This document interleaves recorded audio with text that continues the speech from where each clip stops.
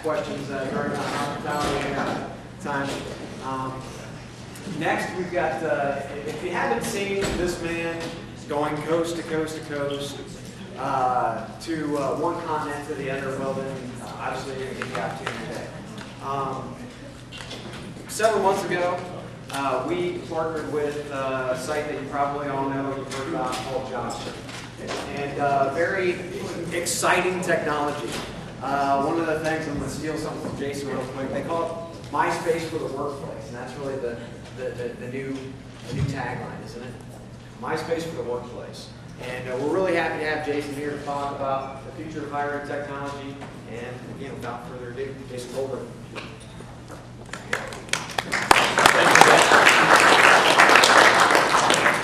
I'm going to use the microphone here. I got a little bit of cold today, so it happens to be traveling so much. But please bear with me. I'll try to get through this in a fun way. It's hard to follow the EOC guy. Usually they're so boring and dull, but this one was really exciting. We're going to jump into this. What I want to do is, instead of doing this as a pitch on Jobster, instead do a little bit of what is Web 2.0 and what does it mean for employment. And let me start off. We have a little bit of video to kind of feed into this, and then we'll kind of get into discussion, and we'll hopefully make this as lively as possible. Let's see if this works here.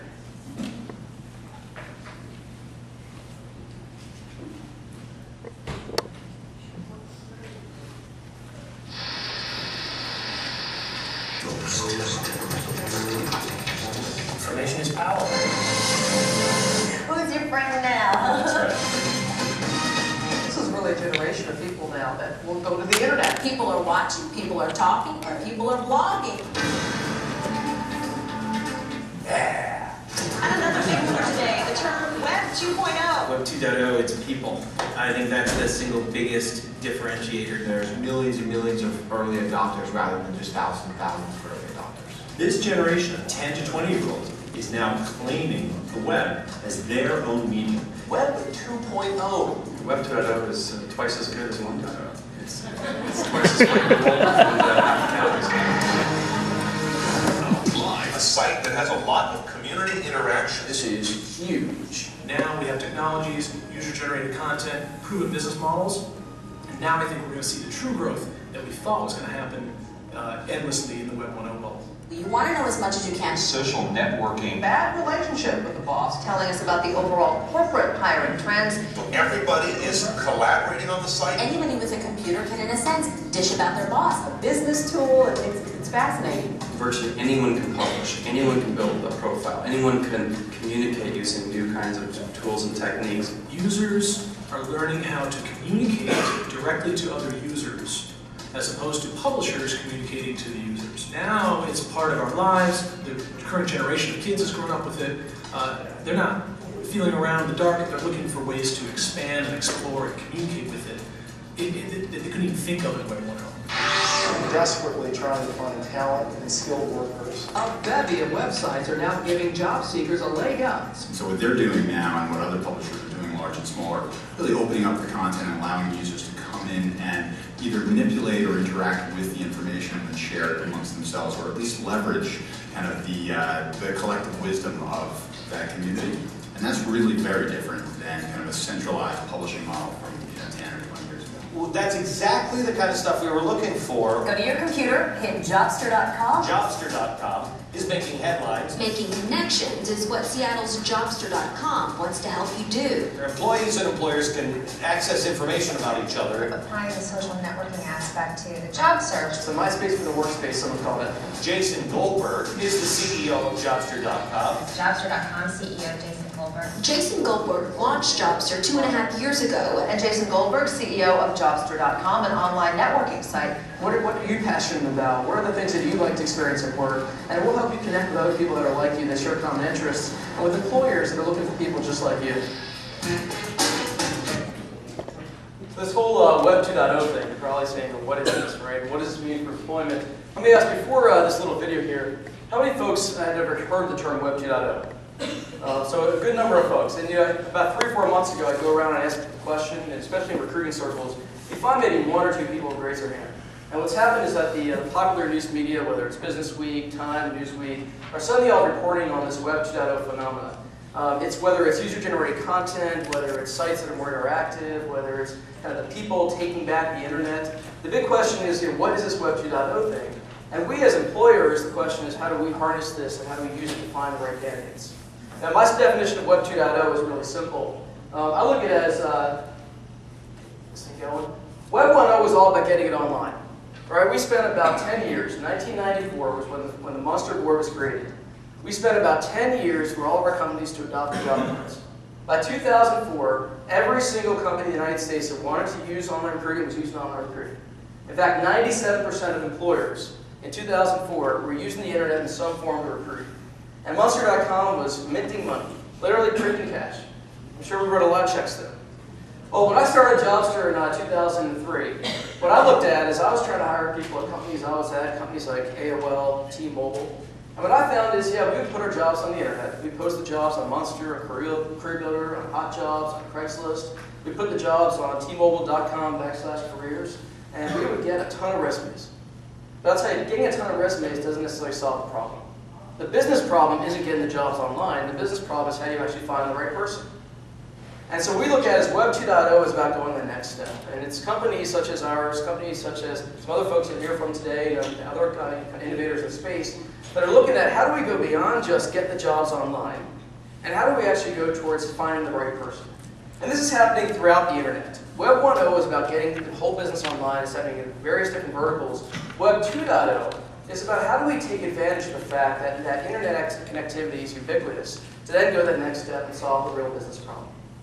I don't think you have a lot of folks in your offices back home, the recruiting teams, that are saying, gosh, we really need to get more resumes. What they're really saying is we need to get more of the right people hired. We need to find the right people. And so the internet has had some great benefits in terms of increasing the reach of companies. You can put your job out on Monster and you can get a ton of resumes. But it doesn't necessarily mean you're going to find the right person. Show of hands, out of every 10 resumes that come in off Monster.com today, how many are fundamentally unqualified for the job they're applying for? Anybody? 9 out of every 10. There's a lot of data to back this up. 9 out of every 10 applicants off the general job boards today are fundamentally unqualified for the job they're applying for. Now you think about this. You go back to your offices and your recruiters are sitting there and they spend about a minute to review each and every one of those resumes. Can you fathom wasting 9 minutes out of every 10 minutes, 9 out of every 10 minutes of your day? I mean, that's just, it's ludicrous. And it's kind of, when you do the same thing over and over again and it doesn't provide value, I think the definition of that's called stupidity. And the question we looked at back in 2003 was, could we do better? Could we go beyond just posting our job and praying we get results, we call it post and pray, to actually helping companies go and look at where do we find the most value, and how do we hone in on that value to actually find the right person? That's what we started back in 2003 when we founded Jobster. We've given employers all sorts of tools to help them do this. I'll show you a little bit of that today. But the tools we try to really give employers is how do we go beyond the job boards? How do we go beyond just posting the job and trying to get results? And how do we go to actually finding the right person wherever they are? Make that career match. Go beyond just getting people to apply for your jobs and actually honing in on the right person. And it works for both sides. Whether it's the candidate isn't just looking to hit send and never hear back from your company, they're looking for a great experience. They're looking for a better way to make a career match for themselves. And just like you're looking to make better career matches for your company, to hone in on the right talent, the right people for your jobs. So Web 2.0 is about how we make that happen in the employment space. Give you a little bit of kind of where we've got, where we've come from, and how this impacts things. Is if you think about back in 1998, 1999, when we were just getting the internet, if you put your job online, by definition, you were going to find someone who was somewhat technically savvy. You put your job out on Monster in 1998, you're going to get people who were the first movers, the early adopters, the people who got the internet. Today, everybody's online.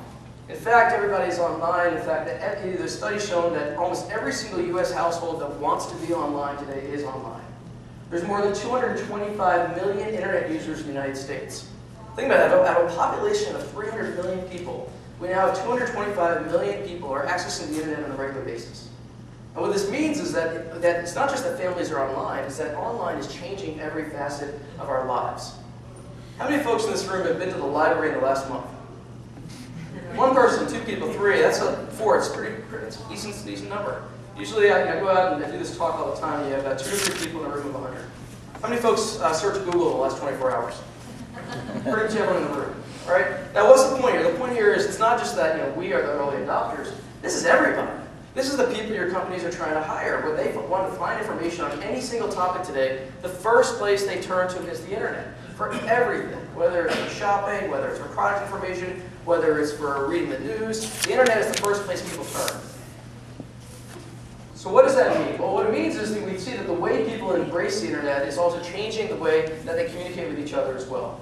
How many folks have heard of MySpace? Right? It's hard to miss it, right? You know, I would go out and talk to recruiters a year ago, and nobody would raise their hand, just a year ago. 100 million users on MySpace today. What is this, right? And why do we care? Well, we as employers, if we're going to be hiring this next generation of leaders, we need to figure out what are young people doing with their lives? How do we communicate with them? How do we talk with them? The simple way that I explain MySpace is, remember when you were about a teenager and you would put posters on the wall of your room, and you invite your friends over to see your room, how you kind of made up your room? This is the digital version of that. And the digital version of it is you make up your space, your online space. Then you invite your friends to kind of see your space. And the difference there is that maybe you're sharing information about the music you're listening to, or maybe it's you're blogging, or things that your hobbies. And the other big difference, and this is a big one, is what all this ubiquity of the internet is enabling young people to meet each other online for the first time. You don't necessarily need to meet offline in the real world first. You actually can meet based on common interests offline today. Obviously, there's some scary elements to it, but there's also the fact it's reality. And these are the people that we're trying to recruit over the next few years. There's a whole younger generation that's growing up through things like MySpace, whether it's MySpace, Facebook for the college generation, Jobster, all people who are career-oriented, and they're used to these type of interactions. And if your recruiting teams don't understand this, they're a step behind. Because your recruiting team might still be recruiting in a Web 1.0 world where you don't reply to emails or IMs, and you're not understanding how to talk to them about what they did on YouTube last week. They're just processing resumes. Well, that's not going to give you a competitive advantage. In fact, it's a competitive disadvantage versus companies that are starting to figure that out. The other thing we're starting to see is mobile technology is pervading, so pervasive. Back in the 1990s, remember the bricks we carry around our heads? That was the cell phones of the day. Well, today, 2 billion plus mobile phones. People on mobile phones everywhere. We carry Blackberries with us. We have all this information at our fingertips. So do the candidates we're trying to recruit, and they're used to fast responses, or they're going to go somewhere else. In the UK today, they have 103% mobile technology penetration. You know what that means is that in the UK, every single person has one, and some people have two. All right, and that's pretty amazing, but think about the access to information that the people we're trying to recruit have. It's changing the way that we interact with candidates every single day. This is not my niece Eliza, but I will tell you, my niece Eliza, 5 years old, instant messaged me last week. And the first thing you might say, you kind of gasp and go, wow, that's kind of scary. But this is her telephone. Right? This is the equivalent of when you're 5 years old and you pick up the phone and you call your uncle. Well, that's what young people are doing today. Is they're embracing this technology at a younger and younger age, and it's almost second nature for them. All of this dramatic kind of shift in technology and kind of this adoption of the internet is what is enabling the Web 2.0 phenomenon, which is to go beyond just having things online, but the next step of trying to figure out how do you solve the real business problem, how do you actually make the experience better. And the thing about this is the real personification of Web 2.0 in many ways, is that in the 1990s, the television was the dominant medium for advertising. 1995, in many ways, was the pinnacle year of the internet. Even after the dot-com kind of rise and boom and the bust, last year, for the first time, advertisers spent more money in online advertising than the top 4 television networks combined. More in internet advertising last year than the top 4 television networks combined. Why are advertisers doing this? I mean, we all watch the Super Bowl, we all watch Desperate Housewives, Academy Awards, and yet they're still spending more online. Because if you're going to reach people who are the first thing they turn to is Google for information, the young generation is growing up on MySpace, people carrying this mobile technology around with them, we've got to be where they are. And being where they are increasingly means being where they are not just in the same old places as we were 4 or 5 years ago. It's being where they are at the long tail, or at the very end of the internet, or the specialized kind of interests that they have. And for an advertiser, it's not easy. Right? If an advertiser, it's kind of, well, how do I get to find these people? If I'm looking for Java developers that understand, say, a programming language called Ruby on Rails, where do I find them? Well, they're more likely, on any given day, to be reading a blog on Ruby on Rails. Anybody ever heard of Ruby on Rails? It's a pretty awesome programming language, and it's kind of in demand now. But a Ruby on Rails developer is more likely to be reading a blog on Ruby on Rails on a given day than they are to be searching Monster.com on that day. And we as recruiters got to figure out how do we harness that, how we turn that into an advantage and try to find and hunt the next generation of talent. show you kind of example of the impact of this this kind of Web 2.0 is, first of all, you have, think about blogs is one example of kind of Web 2.0. It used to be that the newsroom was where we got all of our information. CNN, New York Times, Wall Street Journal, that's where we used to get all the information that would help us kind of, learn about what's going on in the world. Well, today there's citizen journalists out there. So easy to create a blog that 2 new blogs are created every single second in the United States today. 50 million blogs, doubling every 4 months, 6 times over now. All right, 50 million blogs, 2 new blogs created every second. Now, why do we care about this as recruiters? Anybody? Why do we care? The reason why we care is because we need to be where the candidates are. The people that we want to hire aren't always looking for work, they're doing work. And the people that are doing work aren't necessarily looking for a job on a given day, they're learning about information helping them do their job on a given day. They're reading a blog on whether it is, whether it's on marketing, whether it's on job development. They are visiting these blogs on a daily basis to do their job. And we need to figure out how do we get where they are. Now, I think Joel talked about this a little bit in his talk this morning as to it's somewhat complicated. How do we, as recruiting organizations, how do we figure out, am I going to learn how to pay for pay-per-click advertising on Google to get to this blog to find this person? It's very complicated. But the thing is, we got to start thinking of those kind of frameworks and figure out how do we get there. Otherwise, we're only as good as the people coming to us. If you're only as good as the people coming to us, you're only as good as 9 out of 10 unqualified that are the most active, hungry applicants that are stopping at your front door. Another example of Web 2.0 is user-generated content. How many folks here have heard of Wikipedia? All right, this is the the new version of encyclopedia where it's online, written by people every single day. Now, a lot of us might say that I'm not the kind of person who would ever do user-generated content. I might read it, but I'm never going to contribute to it. But I'd ask you, have you ever bought anything on eBay? You benefit from the seller feedback, the buyer feedback. Right? That is actually benefiting from information from people that we've never met before. That's what the internet's enabling with this user-generated content. Whether it's figuring out people like me enjoy staying in a hotel, and so maybe I want to go stay at that hotel, so go to a site like TripAdvisor, or maybe it's on a site like Amazon.com, and we're reading a book review, and we decide, this is people that are like me found this book interesting. We're benefiting from user-generated content every single day, and maybe it's user-generated content as to what it's like to work at this company. What is the culture like? How do what's the commute like? Where do people go for lunch? Is it a cube environment or is it a closed office environment? And that's what a younger generation is looking for in a job search, not just here's a static job description. Who are the people behind this company? What are the projects they're working on? That's a new expectation that wasn't there just a couple of years ago, that people are looking for that sort of information when they look for jobs. How many folks have heard of a site called Dig? D-I-G-G? A couple. This is what I tell everybody to write down, because this is, a year ago I'd asked about MySpace, no one raised their hand. Dig right now is the 15th most popular site on the internet. Dig is basically a site where every day people are going on Dig and saying, here are the most important or most valuable articles on a certain topic that you might want to read. And so instead of the editors of the New York Times deciding what you want to read, or at CNN deciding what you want to read, it's real people going on and saying, if you're interested in this topic, maybe it's recruiting, technology, here are the best articles written anywhere for today for you to want to read, whether it's on a blog, on a website, anywhere that you might be interested in. And why do we care about this? Again, because this is changing the way we access information, and not just for us as recruiters or recruiting managers, but also for the people that we're trying to hire every day. Another example of Web 2.0 is the social networking sites. We're all familiar with MySpace by this point, 100 million users. The Facebook is really predominant social network for the college crowd, and then I'll show you some of the stuff that we're doing at Jobster that's really more for the career-minded, career-oriented folks. We've also seen Web 2.0, and Joel alluded to this, is it's also changing business models. All this wouldn't have been possible if we didn't have ubiquitous internet usage today. Google can now enable you, if you want to find someone who is interested in Ruby on Rails, you don't need to wait for them to go to monster.com and search for a Ruby on Rails job. You can actually find them through Google when they're just searching for information on Ruby on Rails, and actually have a targeted ad. So my company is looking to build a talent network of people that are interested in Ruby on Rails. You want to engage in a dialogue with us. And that's something that wasn't available several years ago. You really have to wait for them to come to you on a job site. And that's really changing things dramatically.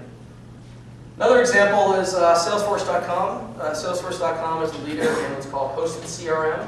Used to be with CRM, you would have to actually, this is customer relationship management, not really for recruiting or for sales. Used to be companies would spend several $1 million on a CRM solution, spend several years on implementation of it. The IT department would run the whole thing, and then no one would use it. It would just sit there idle.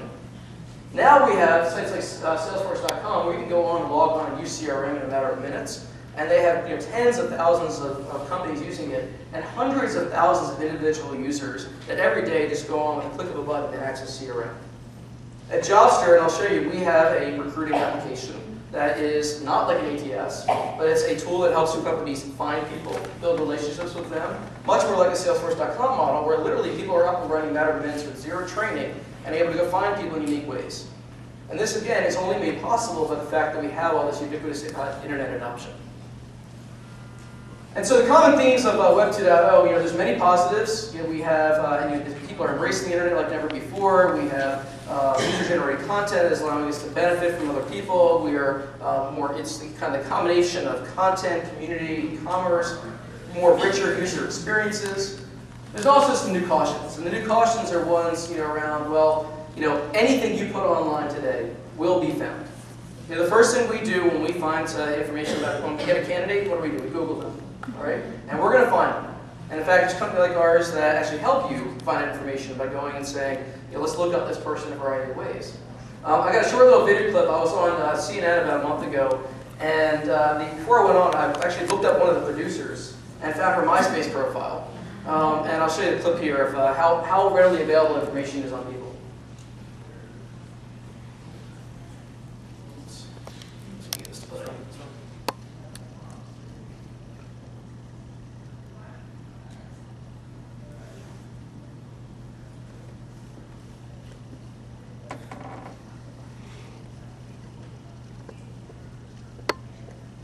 One second.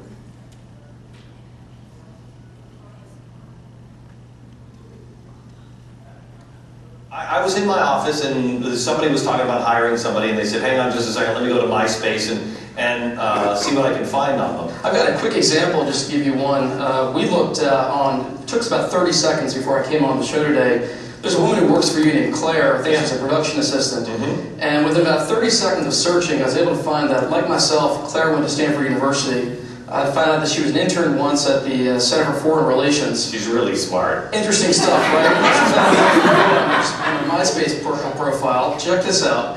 I found a picture of a friend named Baby Doll in a bikini, almost naked on a beach. I found that she's fond of dictatorships. She labels herself a goat herder. Her favorite word is ergo.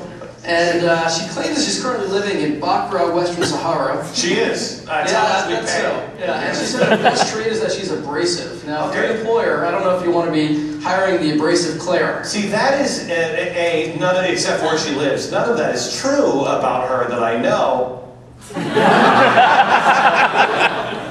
This is a true story, right? And this is actually not all that uncommon now. And whether it's, so part of this is, there's all these benefits of Web 2.0, but it's also this access to information, which is so powerful. A lot of candidates don't realize this, and now a lot of employers, a lot of recruiters are trying to figure out how do we harness this also to our advantage. So the big question is, well, what does all this mean for recruitment? And this is one of my favorite quotes. Rupert Murdoch. Who is Rupert Murdoch? He's a media icon. Media icon. Rupert Murdoch. He's in his 70s. He owns News Corp. Right. So this is built his entire empire early on in publishing, newspaper publishing. Then he moved into things like satellite TV.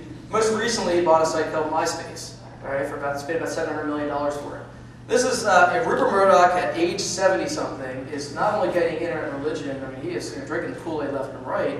Because what he saw is that the newspapers that he made his killing on, all the revenues are going away as all the dollars are moving online from the classifieds. And Rupert Murdoch saw, and I think this is very astute, is that he said, I don't know a single person under the age of 30 who's ever looked for a job in a newspaper. I mean, imagine that. The internet's only been around for 12 years now, and how it dramatically changed the way people search for jobs. How many folks in this room got your last job through a newspaper? Not one.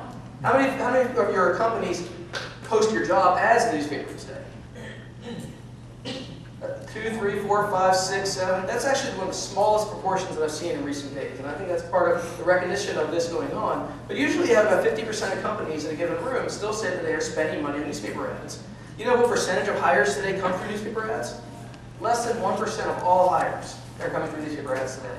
And so I say, if you're spending money on newspaper ads today, you got to really think about, what is the ROI on that? Especially with everyone turning to the internet first for any type of information. This is just a little graph showing kind of the dollars being spent on online versus offline employment advertising. Right now we're about here. We're actually almost even. And it's been just an incredible climb. There's about $7 billion, give or take, depending on how the economy's going, spent in online advertising for employment. And today you have about $4 billion spent offline and about $3 billion spent online. Now you think about it though, for the last 10 years, we've basically been doing the same exact thing. I mean, think about what life was like before the internet. We actually recruited. We picked up the phone, we figured out, how do I actually find a person who might know somebody who knows somebody who knows somebody.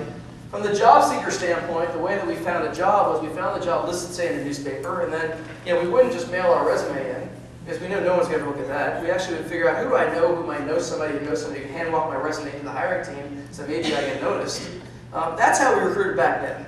Right? And recruiters would come to work every day and they'd actually recruit. Today, what recruiters do is they come in and they sort. Right? They come through and it's like this administrative task of looking at all the resumes in their inbox every day. And it's actually a tough challenge. One of the biggest challenges and frustrations when I talk to recruiting managers around the entire country is how do I get my recruiters to stop sorting and start recruiting again? Because it's gotten so kind of rote for them to kind of just come in and say, as long as I got resumes coming into my inbox, I'm keeping busy, I'm doing my job, no one's going to give me a hard time. Anybody satisfied with all the with that today? I mean, you ever feel like we've cracked the nut on how to find great candidates? Anybody? The answer is no. We haven't figured it out yet. And the fact that we're online doesn't necessarily mean that we solved the real business problem. So we spent from 1994 to 2004 basically getting the job boards. And the big question that we started asking in around 2003, 2004 is, well, all right, so now we're all online. What comes next? What do we actually do to go beyond just posting the jobs and praying for results to actually honing in on the right person? What we found is that the job boards today, exact same product as 1994. Monster.com hasn't changed at all since 1994. And in fact, in many ways, it's gotten worse. And I'll show you an example of that. And it's really just these kind of dumb listings. I mean, it doesn't actually target the right person. It just hopes the right person comes to visit Monster that day. And if you're looking for a registered nurse who's willing to work the late shift in Akron, Ohio, she's not going on Monster every day. She's doing her job every day. And you got to figure out how do we find her where she is. And that's one thing that a job board's not going to do. So what the job board showed us is that it's easier than ever to post our jobs and get a ton of resumes. It's easier than ever to advertise to the most active job seekers. On any given day in the United States, 5% of the workforce is looking for a job, actively looking for a job. That's the unemployed. They have to look for a job to show they're looking for work in order to get an unemployment check. There's about another 10% of the workforce that we call underemployed. These are people that are going to work to look for work. We have these people in all of our companies. We're paying them to look for a job. All right, you know the number one reason why someone goes to work to look for work? Anybody? They have better internet there than home. Maybe that's another reason. Why do people look for work while they're on the job? Your wife won't put in work at home. What's that?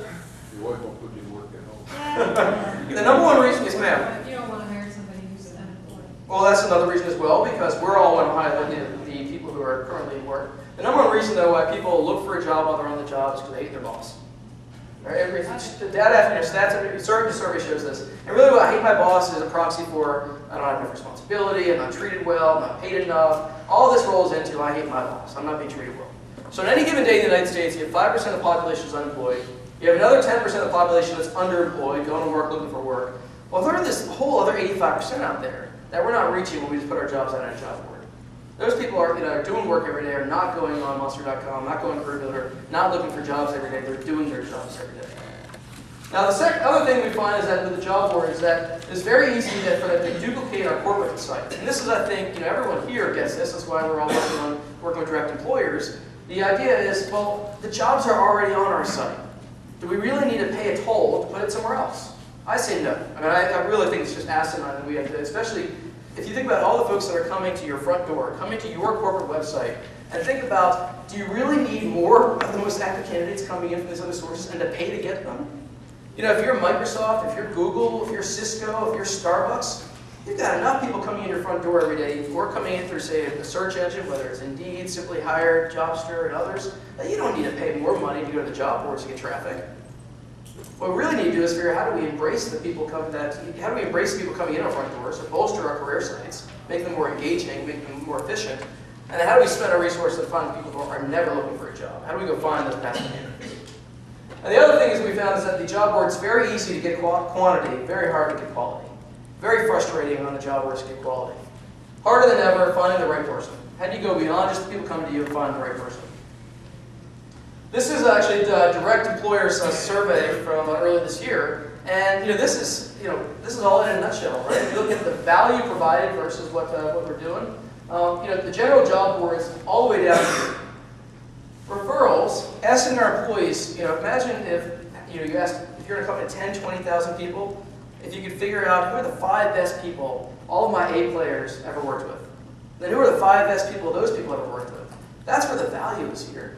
All right, the value is also in our own company's websites. And people always ask me, I give talks to recruiters almost every day. The number one question I always get is, well, what should we be doing with our money? How should we spend our resources more efficiently? I say the first thing you should do is pump as much of that resource as you can into your own corporate website. That is your corporate employment brand. Use it to build relationships with people that really are proactively saying, I want to work with your company. Help them understand not just the jobs that you're listing, but help them understand who are the people at your company, what are they all about, how do they get to know them, how do they actually understand what the work environment's like, help them actually engage with you even when you don't necessarily have a job available for them today, build a relationship with them.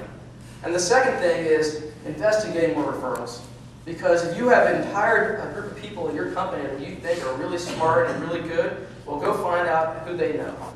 Because getting referrals is not just putting a sign up on the break room wall that says, please refer your friends. It's not just putting something on the corporate intranet that maybe your employees see every now and again. It's actually gaining intelligence into who are the best people. All of our new hires last month, who are the 3 best people they ever worked with? All the people that went to trade shows in the last year, who do they meet at those trade shows, and how do we learn who those people know? How do we tap into diversity networks and understand how do we actually get referrals into diversity networks and meet people that we are not meeting today coming in our front door? That's how I always tell people to kind of focus your resources on more meaningful efforts. And then there's other ways over time that we can help you get more value out of the job search sites. But those 2 things have got to come first. I talk about Monster, and I'm going to pick on these guys, but I want to show you this example. Monster right now is $1 billion in revenue. $1 billion in revenue. They have a $6 billion market cap. And that means that there are people out there that own a lot of Monster stock that are saying these guys are really valuable, they own the industry. Show of hands, how many folks here post your jobs on Monster? And you know why we do it? Because we feel like, what else am I going to do? I mean, you ask folks, why do you do it? And you say, well, I really want direct employers to work well, but it's not getting enough traffic for us. We still need other sources. And Monster they're the big guy. They're the big kahuna out there. And so let me actually ask this other ways. How many of you post your jobs on either Monster or Career Builder? One of the 2 of them. So pretty much about 80% of the room.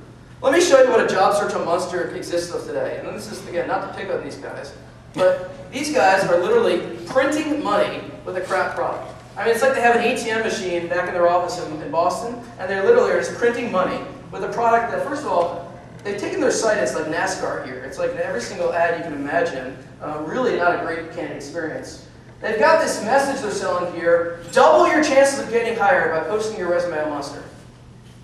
All right, come on, what kind of a false promise is that? Do you know where this data comes from? They actually looked at data of people who searched for jobs on Monster versus people who posted their jobs on Monster and said if they post a resume on Monster, and say if you post your resume on Monster, you're twice likely to get hired than if you just search for a job and apply. That's just crazy. Right? I mean, that's just funny numbers. They're pitching you this, pitching you that, but now let me show you this. This really aggravates me. This is, you're a company here spending money to put your jobs on Monster, right? Well, this is what your candidates are getting when they search for a job on Monster today. Every single job search they do, the first thing they get is special offer, you're guaranteed to receive some kind of cash.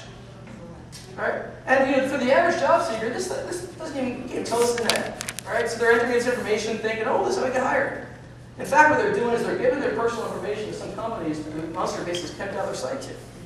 That's not a good experience. Wow. That's not a great candidate experience. And I'll tell you, you go into this every single search on Monster, you do this. And why does this happen? The reason why this happens is because Monster.com is a public company that is entirely reliant on keeping up their stock price. They've got to keep growing $1 billion in revenue. And there are recruiters out there that are looking at data, like the data that I just showed, that are saying, hey, this stuff's not efficient, we're going to start moving our dollars elsewhere, and they're scared. And I'm not saying that Monster is going to go away tomorrow, but those guys are saying, oh my God, we've got to keep our revenues growing. You know, you're going to hear from Paul Forster at Indeed. Indeed right now has 1.7 million unique visitors visiting their site. That's a big number. Monster didn't have that kind of competition just a year ago. And that's just people that are finding the site on their own through general search traffic and saying, I can go directly to find the jobs wherever they are versus having to go to Monster to participate in that miserable experience. So what does this mean for employment? Well, I say what it means for employment, whether it's from an employer's perspective or whether it's from a candidate perspective, is really about how do you make that career match? How do you go to find the right candidates? And I'll tell you, I feel like Tony Robbins might do this, but help is on the way. All right, we can do this. It's going to take a little time. And we started, our company, Jobster, 3 years ago. And the first thing we said is, if we're going to do this, we're going to make progress in this industry. We're going to kind of try to shift the dialogue and kind of try to make this process more efficient. It's not going to happen in a year. It's not going to happen in 3 years. It's not going to happen in 5 years. It's going to happen in 10, 15, 20 years. When your stated mission is to make it more efficient matches between the right employer and the right candidate, you're going to be chasing that cat for a good long time. But I want you to know that it's starting to happen today. There are companies that are doing this. And what they're doing is they're saying there are ways that we can tap into Web 2.0 technology, excuse me for a second, to make more efficient career matches. And what they're saying is, we as our company, we need to go beyond just posting our jobs. We need to tap into whether it's a diversity network, whether it's tapping into the people our employees meet at trade shows, whether it's the former colleagues they have, or the campus networks. How do we tap into these social networks? How do we use search engines, websites? All about this is how do we get the right job in front of the right person versus just waiting for that person to come to us. I'm going to show you a little bit about how we do this at Jobster, just get a glimpse for it. What I'll tell you about Jobster as a company is that we provide employers with a tool that any of their recruiters can use. We launched the product a year ago. In the first year of business, we signed 200 customers. We signed up about 10% of the Fortune 100, about 200 employers that use Jobster's products today. As of right now, we have a little over 500. We have about 25% of the Fortune 100 using our products today. And what they're doing is the recruiters are saying, I want to use this tool to go beyond just the job boards and to go find people through these various ways. Give you a little bit glimpse of this, and then I want to show you we'll wrap up and show you something really exciting that we're launching tomorrow to really enhance the job search experience, as well as the way that you're going to be able to find candidates going forward.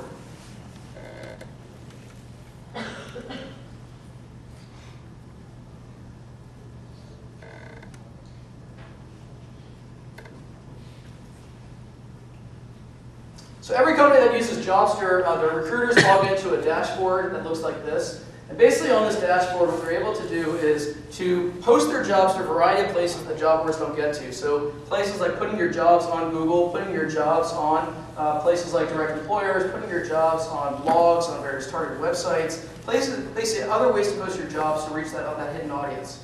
The second thing is we help employers build out a network of contacts. How do we actually help you understand who are all the people that my employees know, what are they good at, have them opt in to build a relationship with your company again and again and again.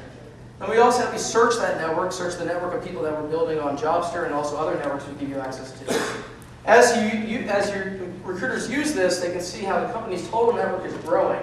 And see all the people that they're reaching and kind of slice and dice that network in a variety of ways. And kind of, recruiting CRM, keep tabs of hot candidates, find out, people who say, I'm interested in a certain type of this job, but I'm not ready to leave my company today. But if something like this ever comes up 6 months from now or 12 months from now, let me know about it. We also have built-in kind of little handy kind of tips and guides so that we help the recruiters actually kind of navigate this and kind of here's something you can follow up with, here's some information you can do to learn more about this candidate. So they're not just kind of given a website and said you're on your own.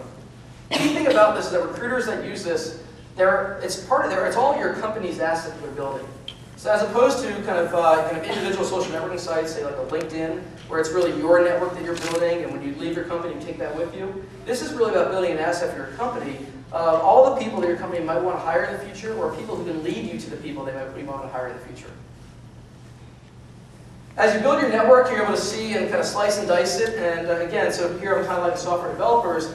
Not necessarily anybody who's applied to your company, but people who have self-identified themselves as software developers and have said that they might know people or might be willing to communicate with your company in the future about hiring software developers. It's not about applicants at this point. It's really about building relationships with future prospects.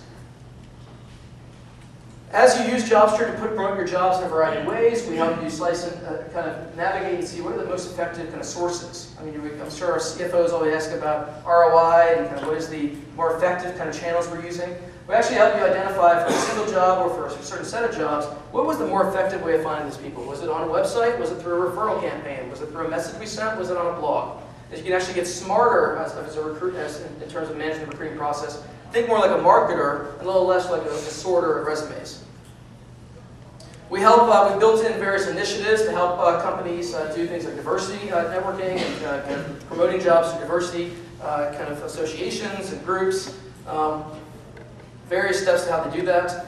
I want to show you kind of, remember the example of MySpace and how easy it was for me to find that information? Well, one thing we do when companies find prospects through Jobster is everything we have is, we have the relationship information. So we know that, for instance, Dana King is one of the employees in our company, led us to a guy named Jason Grimes, who led us to somebody named Colleen Hughes, who actually got us to Pauline Prospect. And so we always have that from a referenceability standpoint to go back and look at. It's always tracked in the system.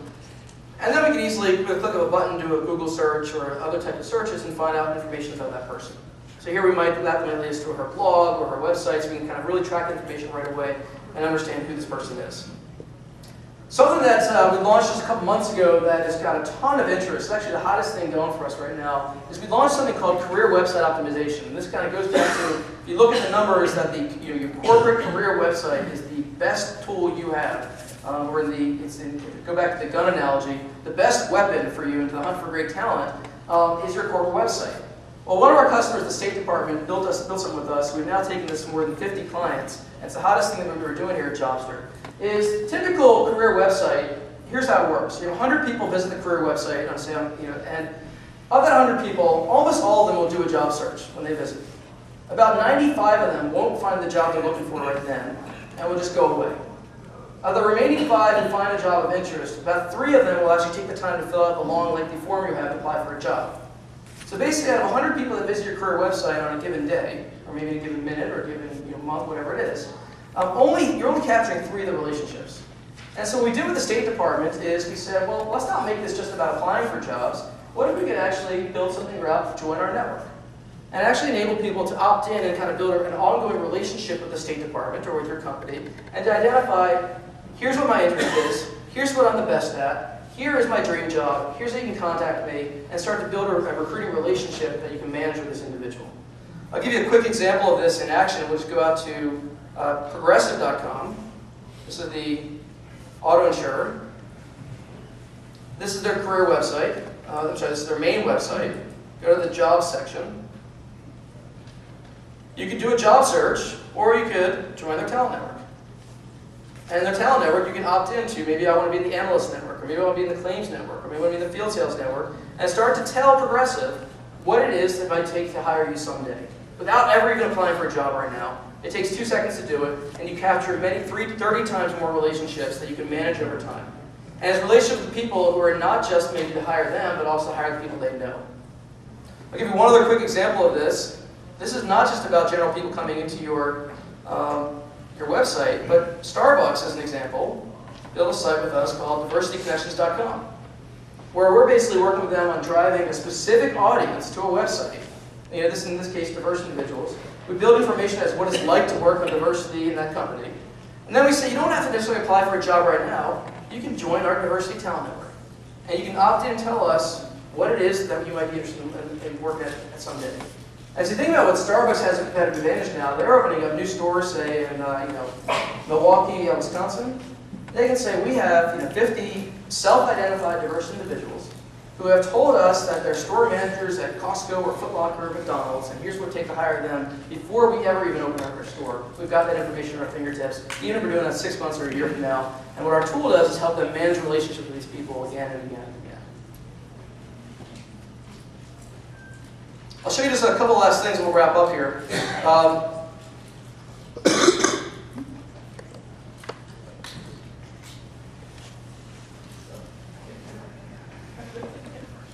So one of the things we're doing at Jobster, in addition to kind of giving employers tools, we're also really hard at work at improving the overall job seeker experience. And so what I want to show you is 2 things. The first is I want to show you, this is Jobster.com today. You'll see no ads on this site whatsoever. That's one thing we really just want to give a great kind of job seeker experience. And what we have here today is you can actually search for jobs from a variety of sources, directly from employers' websites and from job sites. But in addition to that, you can also learn information about what it's really like to work at companies. And so, for instance, if I was looking for a marketing job in Seattle, Washington, I can actually not just see the jobs and kind of find information about them, but I can also meet people who are maybe working at companies in this area. So here is somebody who's working at, for instance, excuse me for a second, Harris Interactive, David Mendelson. And David Mendelson is saying, what advice do you have for someone who wants a job like yours? What's your dream job? Actually digging into what it's like to work at this company is, what are the lunches like there? What do people wear to work there? And this is actually information that we have employers that are encouraging their employees to go on here and provide this information as a better way to build their employment brand. And then we're exporting this information onto their own corporate websites so that you can meet the people from both directions as well. And say, we want to encourage people to meet the Java developers at our company, because that's going to get people like them to want to come join our company and engage in a dialogue with us. And again, going back to where I started, this is what the MySpace generation has grown up on. I mean, this is second nature for them. For us, it may be, wow, I'd never do that, but for them, this is what they're doing every single day. Now, I'll show you really quickly where this is going. And this is kind of where it gets exciting. We're launching a new feature of this tomorrow. I'll wrap up with this. This is actually going to go live about 9 o'clock tonight. You guys will be the first ones to see this. But when you go to Jobster.com tomorrow, you will see something that we're calling superstar tags. And the whole idea here is that what we're trying to do over the next few years is to literally make it so any of your companies, this is my ambition, you can tell me I'm crazy or not. My ambition is that any of your companies a couple years from now will say, we are absolutely silly, we're spending $1 of our money with Monster.com. Because I want to give away more value to you for free than what they're currently charging you for. And what they're charging you for today is searching a resume database. What they're charging you for today is posting their jobs. So the first step that we're going to do is we're going to blow up the resume database. And we're going to do that starting today. It's going to take a little time. It's not going to happen overnight. But first thing we're going to do is we're going to try to give you more value for free in searching a better thing than a resume database to help you find and make matches with the right candidates. And this is the first step. I'll show you what this is all about. Basically what this is all about is that the superstar tags is this notion that as people are searching the Jobster site, they'll be able to find jobs, people, and companies. So you as a recruiter might want to search people. Somebody who's looking for a job might be searching jobs. Superstar tags is the notion that as I'm searching for information on this site, I can actually start to build a almost equivalent of a profile or resume without ever even having to fill out the whole kind of 20-page form.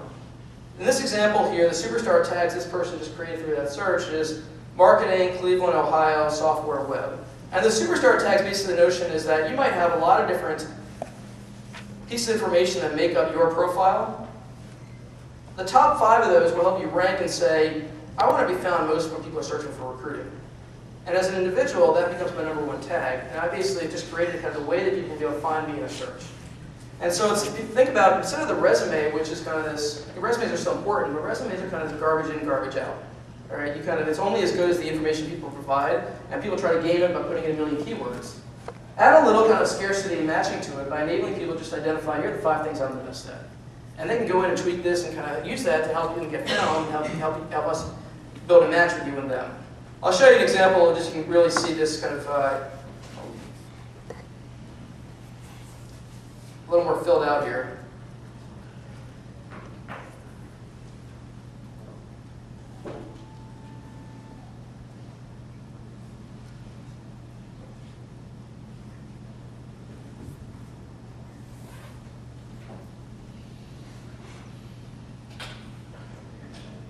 All right, let's do this. So this is what my page on Jobster will look like tomorrow. Basically what you see is a gorgeous picture. But what you see is basically I have a kind of a mini profile I've created without a lot of work. And basically this profile is, instead of your typical kind of fill out a resume form, what I've got is I've associated certain words that I want people to be able to find me based on. And I can identify that this word is more important than these other words as a way to go find me. So if I want to be found whenever someone's searching, say, for senior marketing leader, I will then come at the top of certain search results. And these top 5 results are what we call our superstar tags. You can find information about me in terms of my experiences at various places. And you can see that I could identify that maybe today I'm hiring, but maybe tomorrow I'm decided that I'm job hunting. All right? And you can actually, if you actually just search here for people for, say, senior marketing leader, there I am. all right? Because that is what I've tagged as that I'm the best at. Now, let me show you, all this is for free, and all this is stuff we're going to give individuals and companies. I'll just close with this by showing you how this would be powerful for your organizations. This is an example of a gentleman named Steve Smith, who went on Jobster and created his own little profile. And he's got his, so let's say Steve Smith is, he was hiring, and then he had a bad day, his boss treated him pretty poorly that day. He decides to go in and say, I'm going to change my status to happily employed, and what I'll do in here is I'm going to go and change my superstar tags, because I want to be found whenever somebody, maybe a recruiter, is looking for a Java developer. So I'm going to make Java developer my #1 tag. This is before we had the drag and drop functionality, so bear with me for 1 second. And voila, I have kind of this unique combination of Java developer, team leader, business analyst, Ajax for people to find me. Now, imagine any person in this room here comes into Jobster literally a minute later, goes on and wants to look for a Java developer in Seattle, Washington, does a search. Maybe you get a couple hundred or a couple thousand responses, and so that's a little hard to weed down. Well, instead I want to look at just the ones who are busy with listening, and maybe I want to focus in on the ones whose best skill is Java development, but second best skill is Ajax. Now I'm down to 16 people. And now I want to narrow even more and say, I don't even want just someone who is, just good at Java development and Ajax. I want to find someone who's a team leader. And so I decide to refine my search down to somebody who's not just an individual contributor, but somebody who can help us come in and manage a team. And there's my guy, Steve Smith. All right, 2 results here. And I go and I look at Steve, and I say, all right, Steve's had some interesting experience, Microsoft, AmeriCorps, Amazon. I see information about his favorite websites, kind of what he's done at these various companies. And I also identify that, wow, we both know this guy, Bill Vance, in common. So what I decided to do as this recruiter is just leave a note for Steve that basically says, hey, Steve, I see we both know Bill. Can we chat?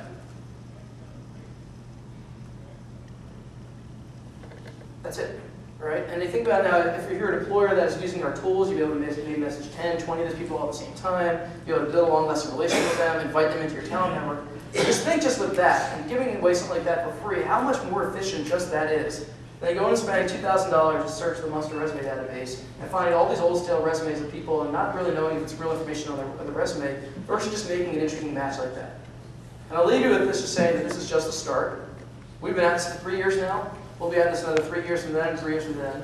And we're not going to stop until we've made this process of bringing the right company, the right person, the right company together. Thank you all very much for your time today.